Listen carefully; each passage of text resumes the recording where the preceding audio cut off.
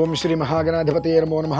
మానవ జీవిత మహేతిహాసములో సంసారము అనేటువంటి సాగరాన్ని ఈది ఒడ్డుని చేరుకోవడం కోసం అనేక రకాలుగా ప్రయత్నాలు చేస్తూ ఉంటారు.